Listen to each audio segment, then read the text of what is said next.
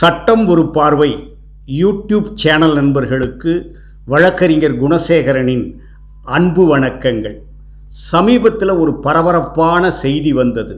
அதாவது enforcement directorate அதிகாரி ஒருவர் லஞ்ச ஒழிப்புத்துறையால் ட்ராப் வைத்து பிடிக்கப்பட்டார் அப்படிங்கிற செய்தி தாங்க. இந்த ட்ராப் அப்படின்னா என்னன்னு நம்ம இந்த வீடியோவில் பார்ப்போங்க. அதாவது ஒரு புகார்தாரர் ஒரு அரசு ஊழியர் தன்னிடம் லஞ்சம் கேட்கிறார் என்று இந்த லஞ்ச ஒழிப்புத்துறையிலே புகார் செய்ததற்கு பிறகு அந்த புகார்தாரர்களிடத்திலே ஒரு தொகையை கொடுத்து நீங்கள் போய் அந்த அரசு ஊழியரிடம் கொடுங்கள், நாங்கள் பின்னாடியே வந்து அதனை பிடித்து விடுகிறோம் என்று சொல்லுவார்கள். அப்படி ஒரு குறிப்பிட்ட ஒரு கரன்சி தொகை இருக்கிறதல்லவா, அந்த தொகையை கொண்டு போய் அவங்க கொடுக்குறப்ப இவங்க போய் பிடிச்சிட்டாங்கன்னா அதை எப்படி கோர்ட்டில் நிரூபிக்க முடியும் அப்படிங்கிறது தாங்க இப்போ. அதாவது அந்த கரன்சி நோட் இருக்குது பார்த்தீங்களா, அந்த கரன்சி நோட்டில் பினாப்தலின் பவுடர் அப்படின்னு ஒரு பவுடர் கெமிக்கல் ஒன்று இருக்குங்க. அதை ரெண்டு பக்கமும் தடவி கொடுத்துருவாங்க. அந்த பினாப்தலின் பவுடரை அந்த புகார் கொடுத்தவரை எடுத்துகிட்டு போய் யார் தன்னிடம் லஞ்சம் கேட்டாரோ அவர் கையில் கொடுப்பார்.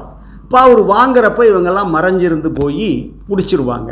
போய் அப்படி பிடிச்ச உடனே அந்த பினாப்தலின் பவுடர் தடவப்பட்ட அந்த பணத்தை பத்திரமாக எடுத்து வச்சுட்டு அவர் அந்த பணத்தை வாங்கினார் பார்த்தீங்களா, அந்த அரசு ஊழியர், அவரை கை கழுவ சொல்லுவாங்க.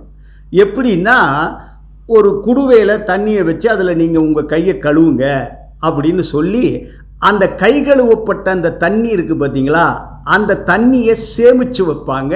அதோட கூட சோடியம் கார்போனேட்டும் போட்டு வச்சுருவாங்க.